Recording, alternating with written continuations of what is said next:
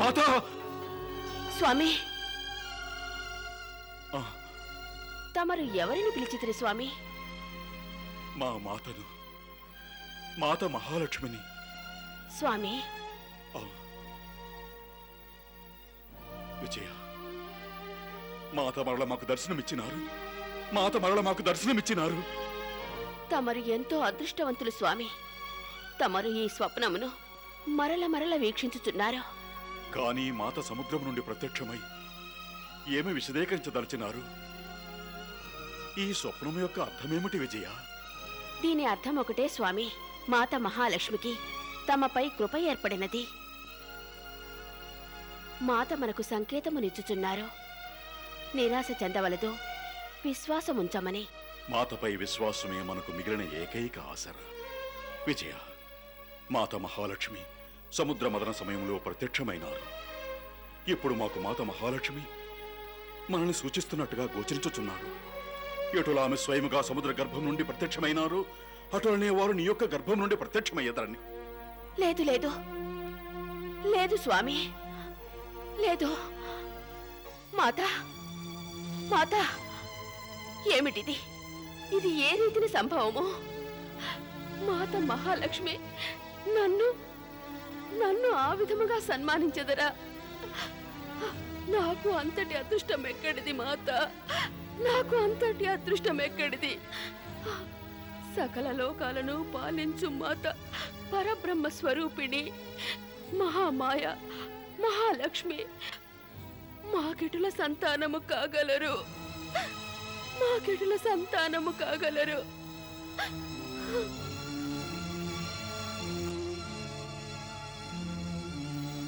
అది ఏ మాత యొక్క మమకారపు అనంతమైన మహత్తు.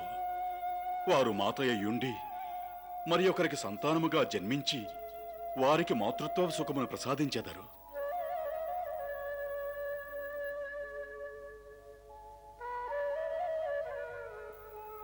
అటులనే సంభవించినచో మన ఈ జన్మయే కాదు, ఎన్నో జన్మలు సార్థకమగును, సఫలమగును. అవును విజయ, మాకు విశ్వాసమున్నది. మాత మనల్ని నిరాశపరచరు. కేవలము ఈ యోచన వలనే నా ఆత్మకు పరమశాంతి లభించుచున్నది. విజయ, మా కోరికొక్కటే. మేము స్వప్నమున గాంచినదంతయు సత్యము కావాలనని మాత మహాలక్ష్మికి మాతాపితలుగా పొందే సౌభాగ్య గౌరవములు మనకు సంప్రాప్తించవలని. అవును మాత.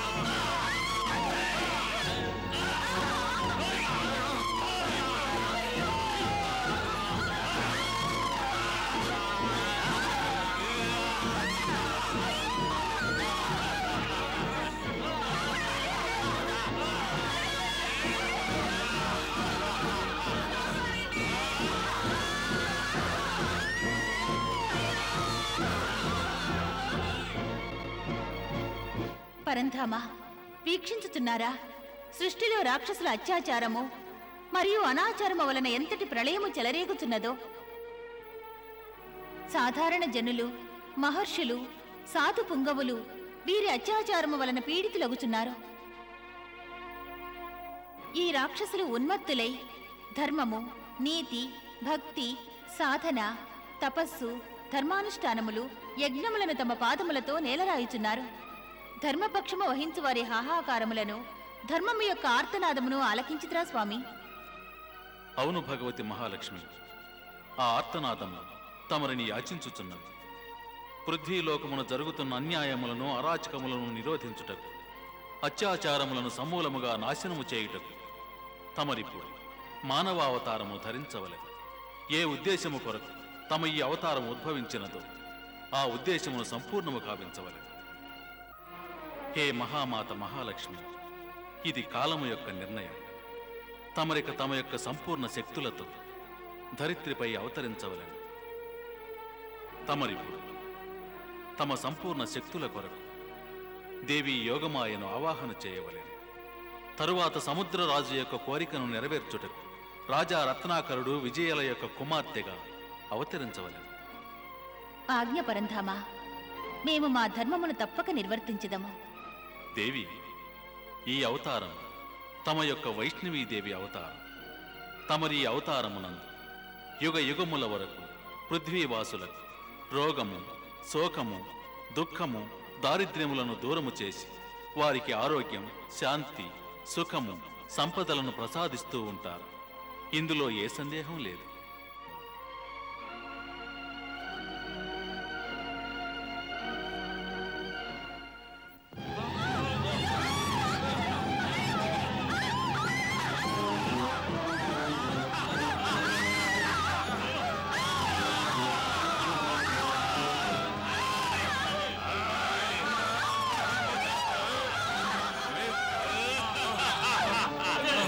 వెళ్ళి పిలవండి మీ రాజా రత్నాకరుని. ఎవరున్నారు మిమ్మల్ని నా బారి నుండి రక్షించగలిగిన వారు?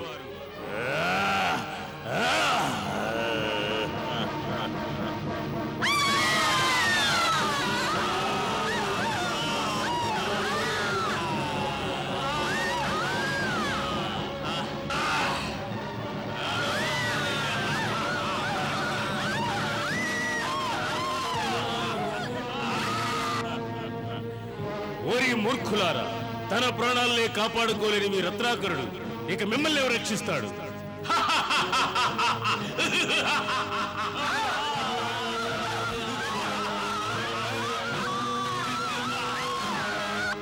మనస్ఫూర్తిగా భగవంతుని ప్రార్థించుకోండి, ఎందుకంటే ఇవి మీ అందరికీ అంతిమ క్షణాలు. నేను మిమ్మల్ని సంహరిస్తాను.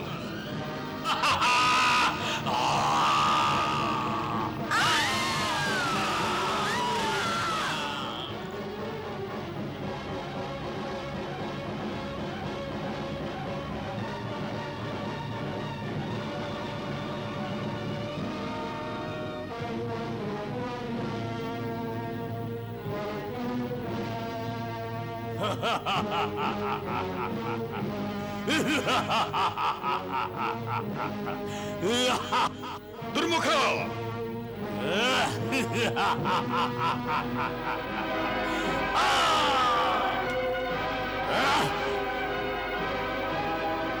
రత్నాకర, ఇక నిన్ను నేను సజీవంగా వదిలిపెట్టను. ఇప్పుడే సంహరిస్తాను. ఆగుము! మేము నీకు అవకాశమును ప్రసాదించుచున్నాము. నీవు తక్షణమే మా రాజ్యము నుండి మరలిపోయినచో మేము నీకు జీవనదానము చేసేదము. కానీ నేను మాత్రం నీకు అవకాశం ఇవ్వను. ఇప్పుడే సంహరించదను. దుర్ముఖ!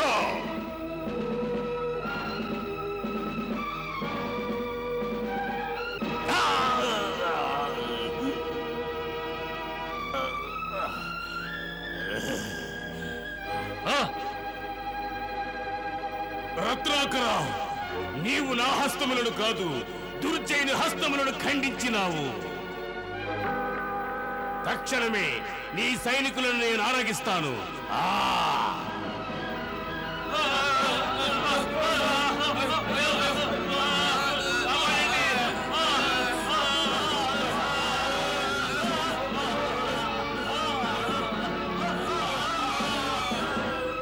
దుర్ముఖ!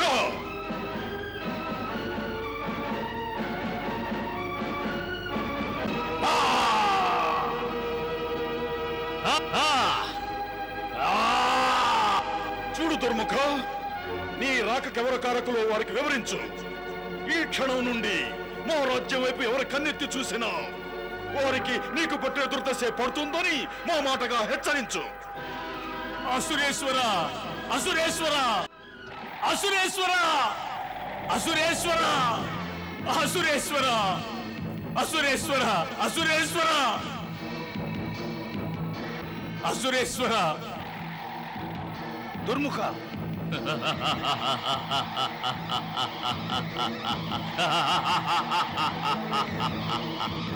ఆపుని నువ్వు దుర్జయ రాజా రత్నాకరుని శిరమును నీవు ఏ స్తంభముపై వీక్షింపదలచితివో అదే స్తంభముపై నీ అతిశక్తిశాలి అయిన రాక్షసుని శిరము వచ్చి పడినదే. వీక్షించు, రాజా రత్నాకరుడు నీ పరమవీరుడైన సేనాని దుర్ముఖునికి ఏ స్థితి కలిగించినాడో వీక్షించు.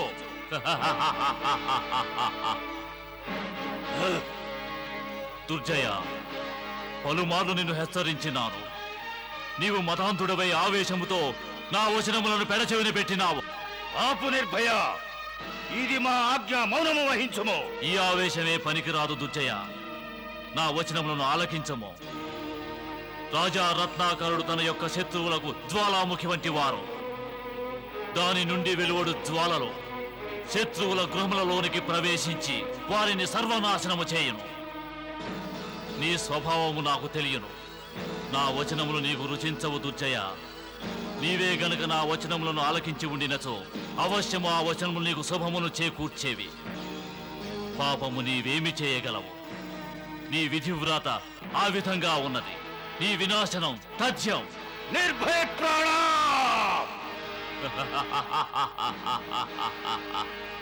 మరి ఒక సంకేతమును ఇచ్చుచున్నాను దుర్జయ.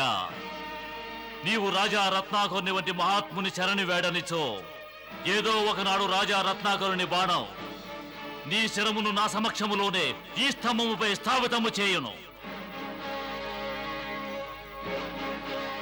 ఇప్పుడు ఆ రత్నాకరుడు ఈ అసురుని శరమును నీ సమక్షమున పడవేయటలోని అర్థము అది ఏనని నీవు ఇకనైనను గ్రహింపుము దుర్జయ. దుర్జయ, వారు సత్యమే వచించారు.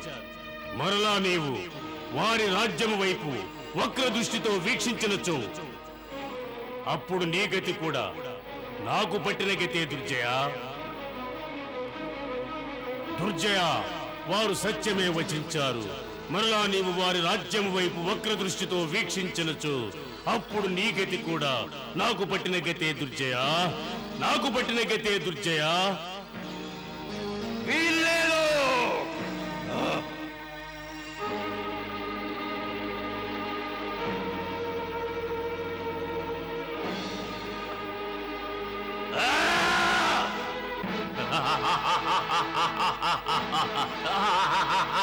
దుర్జయ, నీవు ఉండవలసిన స్థానము ఆ సింహాసనము కాదు. ఎప్పటికైనా ఈ స్తంభమే నీకు శాశ్వతము.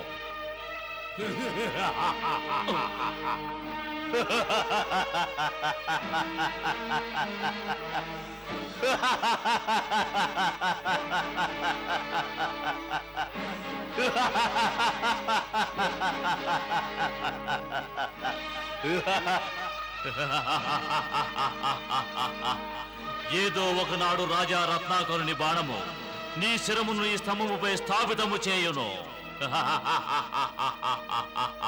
వీల్లేదు.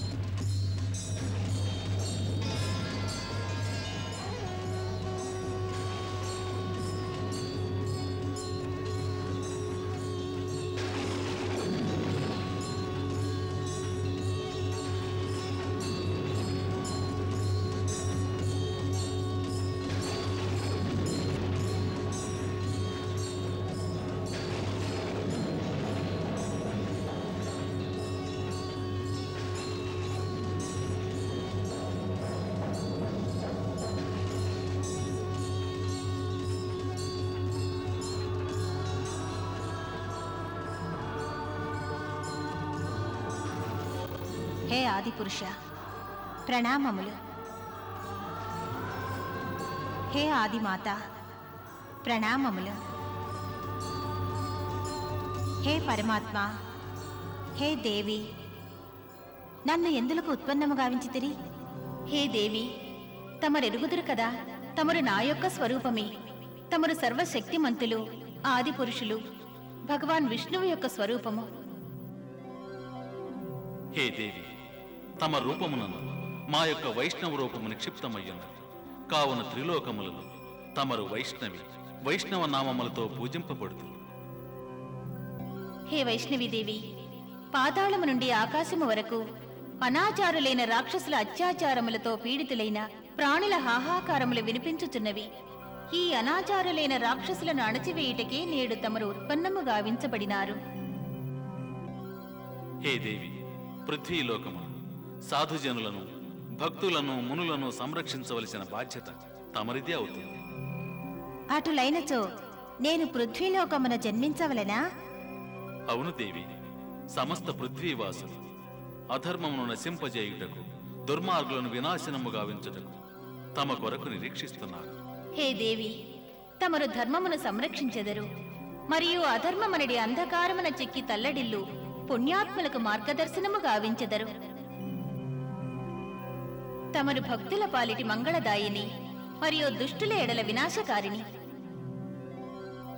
హే వైష్ణవీదేవి, అవసరమైనప్పుడు, సమయం ఆసన్నమైనప్పుడు మా గుణము, మా శక్తులు, మా స్వరూపము తమలో స్వాభావికముగా ప్రత్యక్షమవుతాయి.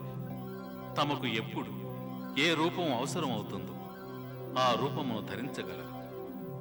ఏ శక్తులను ఉత్పన్నం చేయదలిచారో ఆ శక్తులను తక్షణమే ఉత్పన్నం చేయగలరు. హే జగత్పిత, హే జగన్మాత, తమరి ప్రతి ఆజ్ఞ శిరోధార్యము. కాని మాతేశ్వరి, పృథ్వీలోకముపై తమరు నా జననము కొరకు ఏ స్థానమును ఎంచుకొనినారు? హే వైష్ణవదేవి, పృథ్వీలోకములో తమరి జననము సముద్రరాజు రాజా రత్నాకర్ల పుత్రిక రూపములో జరుగును. కాని తమరి నివాసము హిమాలయములలోని హిమపర్వత క్షేత్రములో ఉండును. తమరి ఆజ్ఞ మాతా మహాలక్ష్మి. హే వైష్ణవీదేవి, ఇప్పుడు తమరు మా యొక్క కోరికను తీర్చవలెను. పరంధామ, తమరు నన్ను లజ్జితురాల్ని చేయవలదు. తమరు విన్నవించరాదు, ఆజ్ఞనివ్వండి. హే దేవి, మేము తమరును ఒక చిన్న బాలిక రూపమును వీక్షించదలిచితిమి. ఆ రూపమున తమలో రాజా రత్నాకరుని యొక్క పుత్రికను వీక్షించదు. ఆజ్ఞ పరంధామ.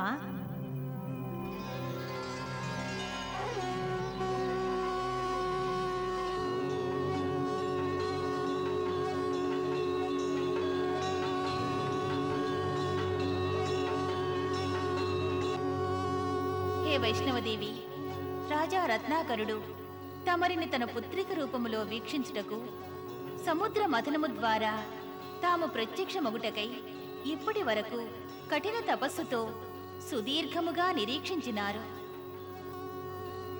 అందుచే తమరి యొక్క ఈ చిన్నారి మనోహర రూపముతో రాజా రత్నాకరుని తమ లీలతో ప్రసన్నము గావించవలెను.